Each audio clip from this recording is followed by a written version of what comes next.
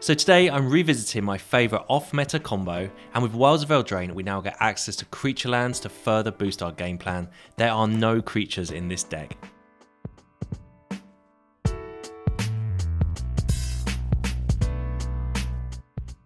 Hey everyone, Hex here, and today I'm going back to an old favourite deck of mine, using a curse that no one seems to use, and my number one favourite card in Standard. As always though, if you haven't yet, go ahead and hit that like and subscribe button. It massively helps out, and needless to say, I really appreciate all your support you give this channel.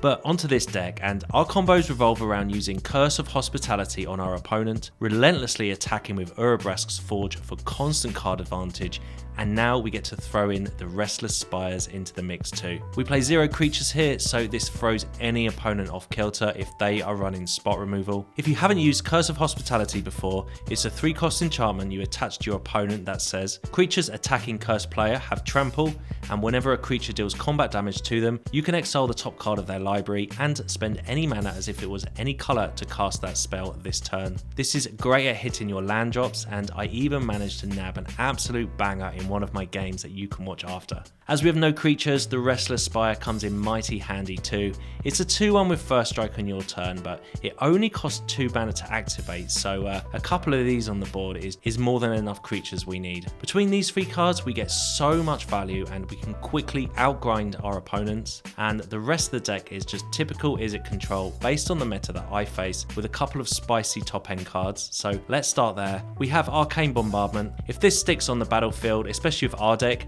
it's almost game over. You get to repeatedly cast your instants and sorceries for free, and a lot of our spells are so cheap you can be casting spells on your opponent's turn and your own turn, and keeping the board clear for your forge or land attacks. The other card is a new one that I actually really like. It's called Faerie Slumber Party. So this deck originally started out as a combo deck around this card and one called Tenacious Tomeseeker. It's a janky combo where you can put your opponent on a soft lock by bouncing all their creatures every other turn and using the Tomeseeker to bargain one of the fairies to get your Slumber Party back into your hand. Unfortunately, it just isn't great in the face of the plethora of ETBs in Standard right now, but if you know of a way to make it work, do let me know. The idea was scrapped in this deck, but I did keep the mass bounce as a decent top end and token destroyer. So spell-wise, we have Play with Fires and Lightning Strikes to get early damage through. We've got Make Disappear and Dissipate for the control side, Abrade for the Cauldron, Nahiri's Warcrafting for some Shellies, we've got Brotherhood's End, Burn Down the House for creature heavy decks, but these work amazingly well with Arcane Bombardment. We have Quick Study, Deluge and Big Score for some card draw. I did have to pull back on the Memory Deluges as I did encounter a lot of graveyard hate today, hence why I'm not going all in on Arcane Bombardment. We have 25 lands and that is the deck. So this deck is a lot of fun to play, but you've got to be careful with artifact removal. I'm really talking about Tear Asunder mainly. It seems to be everywhere on the ladder today, so try to keep an eye out on that and keep a counter available against those Golgari decks. Anyway, if you have any thoughts on this deck or cards I could be playing going forward, you can let me know in the comments below. You can find me over on Twitter, and as always, thank you for watching. Alright, on the draw, and this is like one of our most perfect hands. We have our combo with the Curse of Hospitality and Urabrask's Forge. If we can drop the Forge turn 3 and they don't have a way to deal with it, that should be game over. I feel like all the games I end up winning are when I cast the Forge as early as possible. But opponent with a Mountain and Mishra's Research Desk, so I presume they are an Anvil deck here. But our Forge has Trample, so we can ensure that we can go above and beyond their creatures they make. And they exile a Takenuma, and they play that Takenuma. So Rakdos for them, and there is Evolved Sleeper. Okay. So many sets to pick from at the moment. You really can't be sure what your opponents are playing. They could also be an Agatha deck, as that works pretty nicely with the Sleeper. But Hopeless Nightmare is going to make us discard a card and lose 2 life, and I think we'll discard this Slumber Party. It's nowhere near going to be casting that. And that's really good against token heavy decks, not against things like Evolved Sleeper, but they do jam with their 1/1. Okay, well we'll let them make the first move. And they go to evolve it, well we can just shoot that in response. They don't have another black mana, so that's their turn. As we find islands, but we'll play our coast here. And yeah, turn 3 Urabrasks Forge.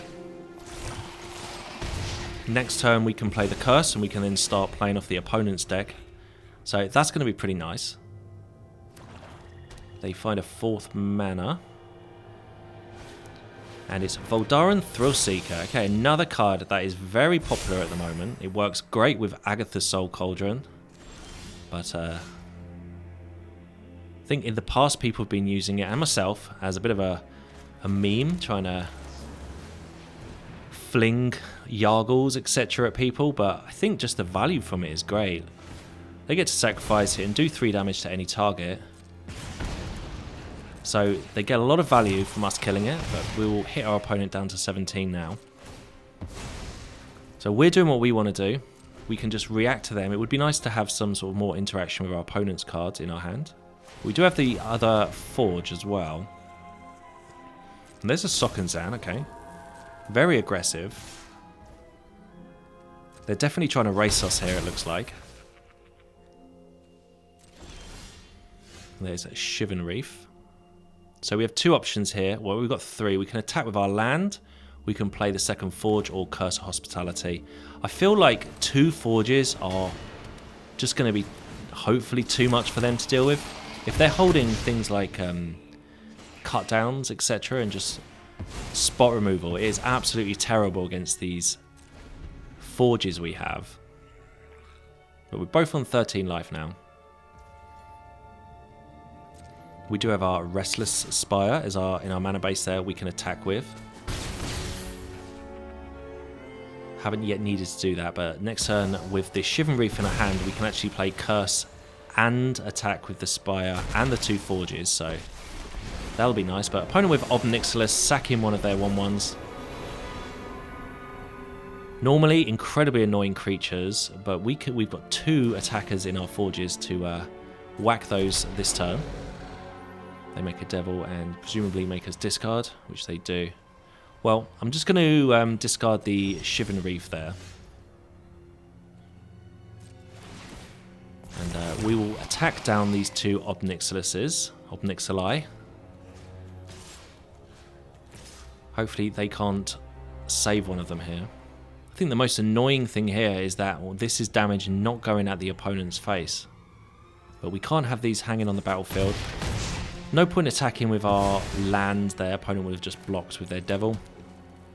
And although our creature has first strike, would have taken out the devil, it would have just pinged us. But we'll play the Curse second main. And yeah, again, we're back to how we were the turn before. But this time we have our Curse on the battlefield.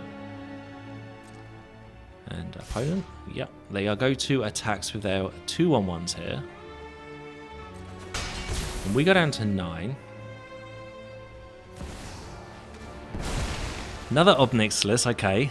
This is certainly not easy. So this is 2 more Planeswalkers we're probably going to have to attack instead of attacking their face. And yeah, we just take the damage here, unfortunately. So we can't allow these to stick around, so we just do the same as what we did last turn. And there's Make Dissipate. So we could also attack with our land to get some value off of the Curse of Hospitality, but I want to hold open Make Disappear. I want to hold open a blocker as well. I just don't think we can keep taking damage from this 1/1. Obviously, if we kill it, they're going to ping our face, but I'd rather them do it now than get a few more attacks through to us. Another Thrillseeker. Well, that is 100% going to be countered. We can't have that on the battlefield. In fact, that might have been lethal. And yeah, they go to attack with the 1/1. Like I said, I'm just going to block with my land. Unfortunately, it doesn't have first strike. But we have another one. And I think getting this off the battlefield with us on such a tight life total is good. Especially if they have another Ob Nixilis at all. And we go down to 4. And there's Burn Down the House. Okay, don't need that right now, so we'll just attack with the 2 creatures. I didn't want to attack with my land in case they had a cut down. And Ob Nixilis. Alright, well we get to cast this now, and we get to casualty our 6/1 creature, and this is going to be crazy. What a hit off their deck. 6 loyalty on our token copy there. And yeah, we'll just make a little devil here. Oh, an opponent scoops it up before we get a chance to play their own cards. Alright, on the draw. Okay, this is a very medium hand we've got. Hopefully they aren't too aggressive. They do play their Takenuma.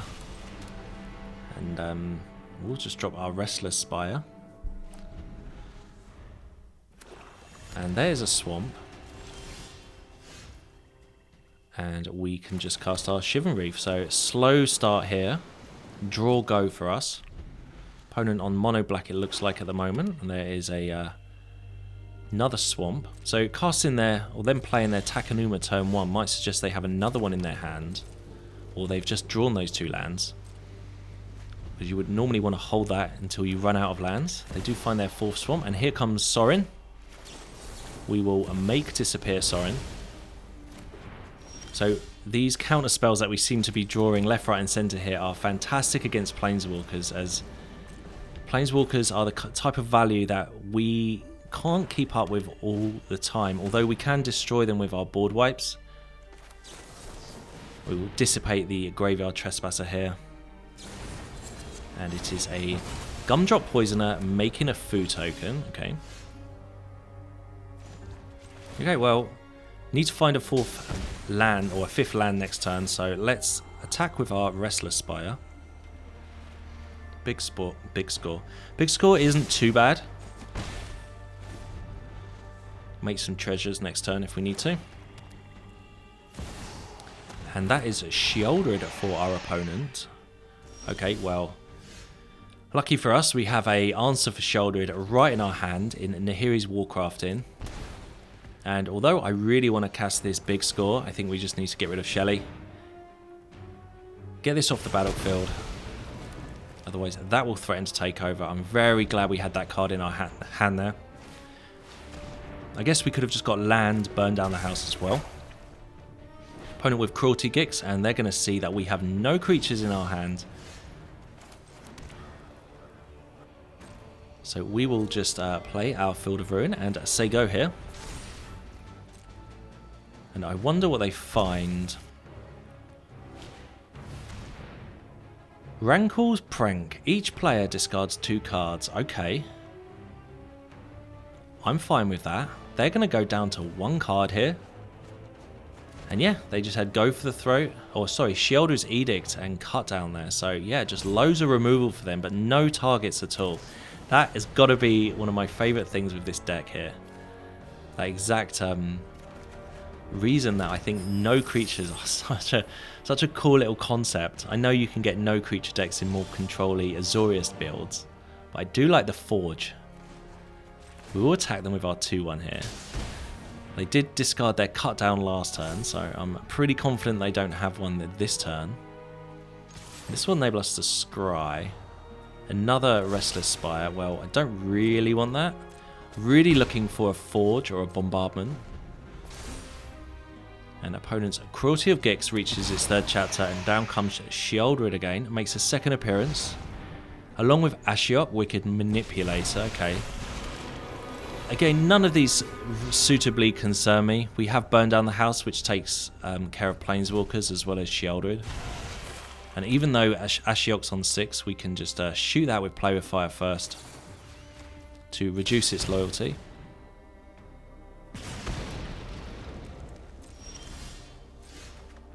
And there is Arcane Bombardment. Alright, cool. Well, we can just clear this board now. Opponent's probably thinking, will you let one of my cards stick around for 1 turn? But we've been pretty fortunate with the way our cards have landed in our hand here. And next turn, Arcane Bombardment is going to be fantastic. Another Planeswalker with Soaring. Not the end of the world, that one. They have a swamp on top, which they take. They just sacrifice their food. Just straight up sacrifice it, go up to 16. And you know what? Play with Fire, a 1 mana spell, is absolutely perfect with our Arcane Bombardment now.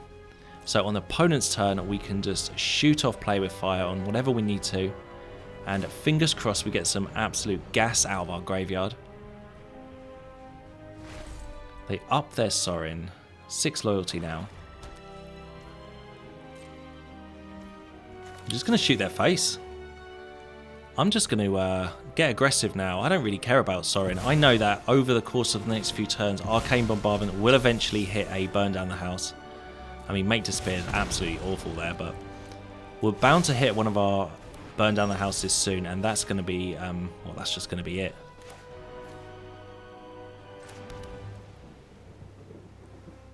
So we have an attack here with our land, and I think we'll do that. We will take out the Soaring here, as this will mean that if we find a, if we get to cast our Burn Down the House, at least that clears Soaring. We do have a Forge on top, so I am absolutely super confident no matter what the opponent does, we're going to win this game. They do find an Ashiok though. I mean, they've drawn pretty well. A couple of Ashioks, a couple of Soarings, but we've just had all the answers here. Had we just been playing a creature deck, I don't know if we would have necessarily won this. Opponent with a Go for the Throat, well, that doesn't work. We will play our Lightning Strike though, and we will poke Ashiok for 3. And there is the Burn Down the House. Excellent. I mean, that was kind of random, but yeah, opponent scoops it up, not surprised.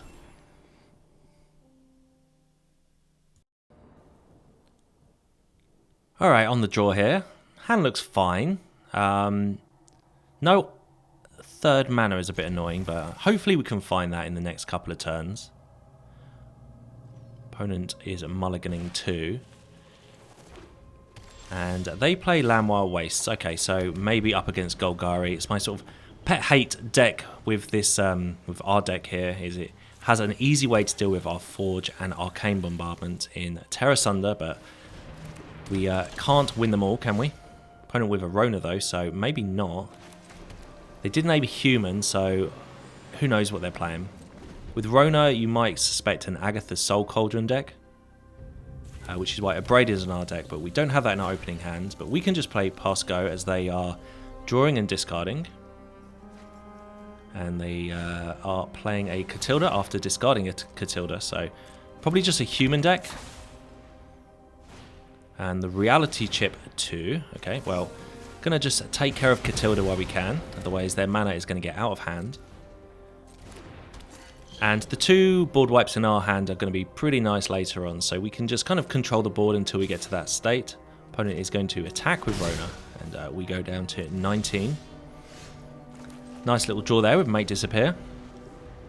So I don't really want to be casting Make Disappear here. I really want to be holding open this Quick Study to try and hit our land drops next turn. But opponent is just reconfiguring their Reality Chip onto Rona anyway, so that is fine by me. We still only take the 1 damage. And we will draw 2 cards. Field of Ruin and Island. Field of Ruin, absolutely essential at the moment for the green-black land. With 4 toughness, it's incredibly difficult to destroy it with our deck. And obviously, can't really target it with board wipes, so that's why that is in this deck. And it is Kaito for our opponent. So a real sort of mesh of cards they've got going on.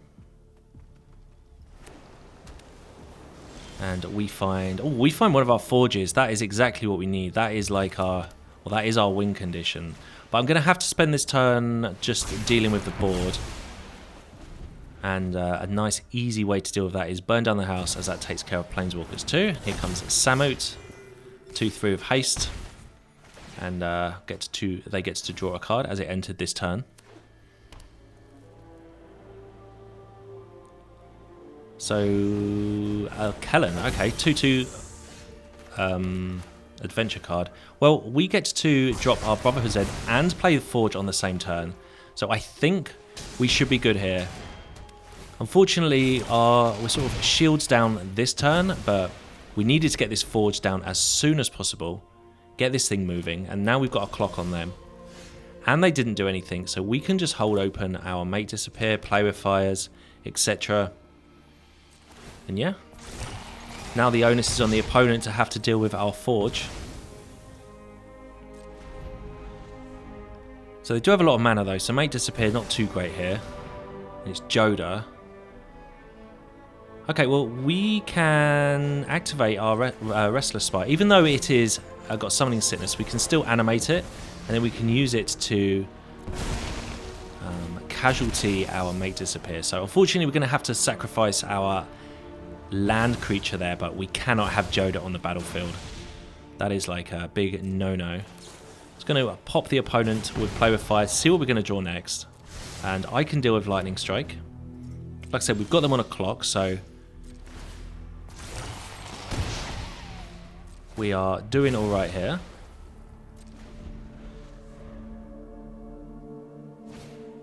And it is Skrelv for our opponent. And Garena. Okay, well, I'm going to clear Skrelv, as I don't really want that protecting their creatures. And Garena, Dauntless General. So it's going to exile our whole graveyard. This is why I can't really rely on Arcane Bombardment or Memory Deluge too much. There's too much of this going on with the Lord Skitter as well. Graveyard Trespasser.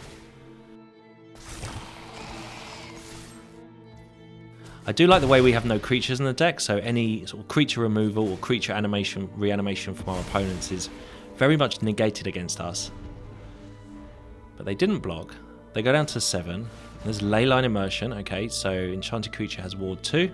Taps for 5 mana. Well, just going to Lightning Strike this. I think this is a bit overkill, but they scoop it up anyway.